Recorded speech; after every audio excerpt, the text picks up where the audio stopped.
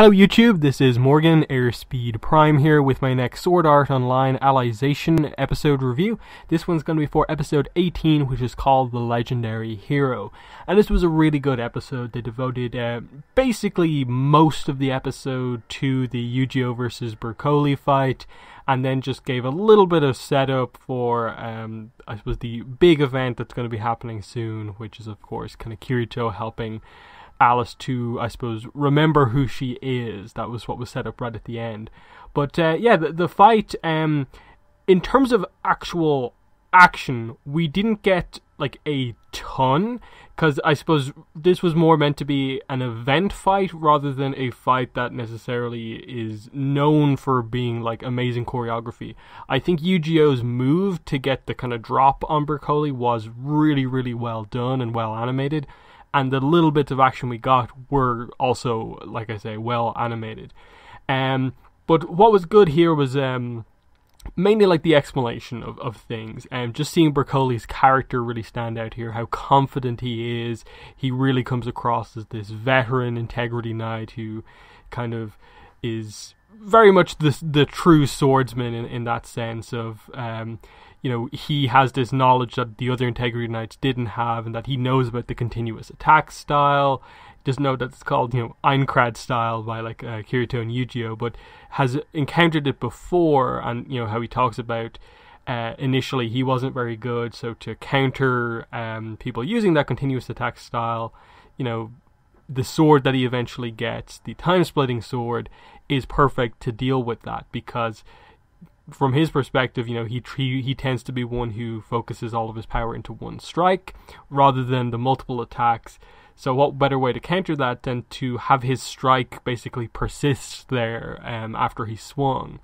And the idea is that if he swings multiple times, it just creates this kind of web of slashes. So really cool concept for the sword, kind of linking it into like the divine object that this is made from is the system clock, which I suppose is the timing system in the underworld, and that's why it has this kind of ability to, you know, go through time. And then he kind of links that into Alice's sword, which is like cutting through space. So very, very cool setup for that sort of stuff, and that like Alice's sword, based on like what we saw so far, doesn't obviously like suggest that that's what it does, but like it hints that like her ultimate power, her release recollection of her sword, is going to do something crazy. And it seems like Berkoli, the setup from Prime Minister Chodolkin here, Chodolkin, is that Berkoli also didn't use his release recollection. And given that it's about time, it must be this crazy, crazy ability. So I liked all of that. It was at this point they kind of decided to, I suppose, fully reveal to us like the full information that was more or less said to us before, but we get the full details on it now of the two forms, you know, basically the Shikai and the Bankai, but Sword Art Online's version of the you know, enhanced armament, and then the release recollection, and how the first one is, you know, using, you know, drawing out some of the memories of the object the sword is made from. The release recollection is, you know, full memories of it, and I suppose that the idea is that it's getting the sword as close as possible to, you know, utilizing what it was before. So that was, I thought all of that kind of writing and dialogue around that stuff was really well done.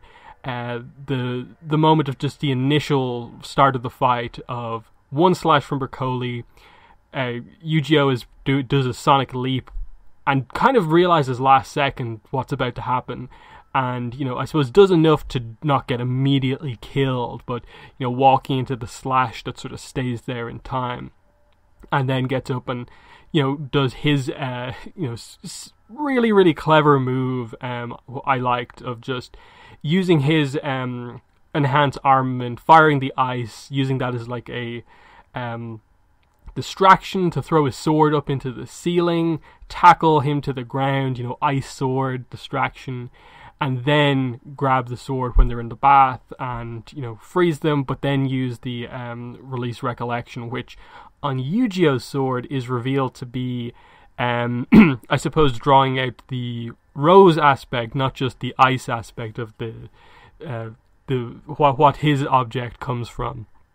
And he obviously activates it by saying, bloom, blue rose, and he explains that what it does is that it basically sucks the life force out of both him and his opponent, and that's what causes the flowers to bloom.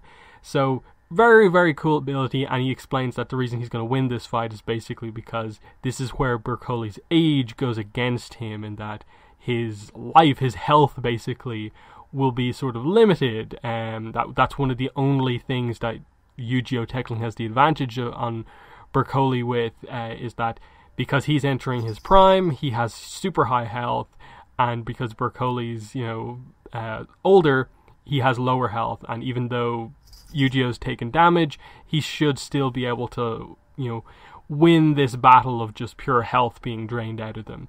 So, nice tactics in the fight there, and I like the emotion that we got into here of, obviously it wasn't meant to be any sort of a full awakening for Bercoli here, but just Yu-Gi-Oh! Giving his thoughts on the whole Integrity Knight thing of, after all the setup from the last few episodes, and I suppose Yu-Gi-Oh! Seeing the way Kirito's handled the Integrity Knights he's faced, here is Yu-Gi-Oh's chance to sort of do something similar, and just talking about how, you're a human too. How do you not realize that? You are the legendary hero from my town. You should recognize this sword. You have a life. You weren't summoned here like you were told. And it's sort of revealed, of course, that Bercoli sort of realizes that the story about, the Integrity Knight summoned from the heavens isn't true, but he hadn't really thought about much else, but that he does remember bits and pieces. He was the one who kind of slayed the dragon, and that's sort of this symbolic thing for kind of Yu-Gi-Oh! Of like, that was the dragon that was a key part of your story, and then you not remembering who you are came back and killed it. So that was a nice little thing of just the sort of respect in the end of kind of Bercoli basically accepting that he lost this fight, and even though he didn't use his release recollection, accepting that, the better swordsman won in this case, and that I liked Yu-Gi-Oh! I suppose paying respects to his master in a way of just kind of saying, like, no, my partner taught me this, to use all of the battlefield to my advantage, traps, anything at all, and that's what gave him the advantage. So, really nice. And that's when, of course, we get Prime Senator Chodelkin arriving in, and yeah, really, really odd and creepy design. He's meant to be, the kind of clown, jester type character, but he's in a super high position, and based on the one action he does here, very clearly he is an expert magic user or kind of system call user, as demonstrated here by the fact that he just, one quick command, just immediately, completely like deep freezes Bercoli in a way that seems so much more kind of powerful than even Yu-Gi-Oh's sword, in that it's like he kind of was just froze him completely in time, like in the system of the game, just kind of locked him down. And the big thing here is that with Yu-Gi-Oh out of action because of his own attack, Chodelkin, upset with all the Integrity Knights having lost, decides to basically he's going to make use of what's fallen into their laps here, which is someone who's powerful enough to defeat other Integrity Knights. What if they became an Integrity Knight? That's very, very clearly what they're suggesting here. Given all the talk about the synthesis process, what happens, people losing their memories, and Yu-Gi-Oh being separated from Kirito, that's clearly what they're suggesting is going to happen, the details of which is going to be very interesting to see. So, big cliffhanger on that side of the story of just Yu-Gi-Oh is captured, and very clearly an Integrity Knight is kind of where they're leading things. And then, yeah, just a little bit on the outside with Alice and Kirito. Just a fun little interaction about food, and like Kirito just openly talking about how hungry he is. Alice, saying something that comes across as if, Integrity Knights don't need to eat, but then her stomach rumbles as well. And, she has another little embarrassing moment. And then I like that, Kirito actually has sort of prepared for this, but in trying to, I suppose, heat up the buns that he has in his pocket, is about to just completely burn them, and she demonstrates really clever use of 3 different elemental magics, how to properly, I suppose, cook them by using heat, wind, and water in a vortex shape to act as a little kind of oven type thing. And I thought that was really clever. The animation on that was really nice, even though it was really just like simple, kind of fun scene. But yeah, Kirito slips up in all of this and mentions Selka to Alice, and this is the first time he's really tried to do this with her, in that like he hasn't been talking to her about like Yu-Gi-Oh and like this is where you come from and so on. He's kind of really purposefully not been doing that, but here's the first time he sort of slipped up and reveals to her that she has a younger sister and she wants to know about this. That she doesn't know if she should trust Kirito or not, but Kirito's just like, no, you may not believe me, but I'm going to tell you here.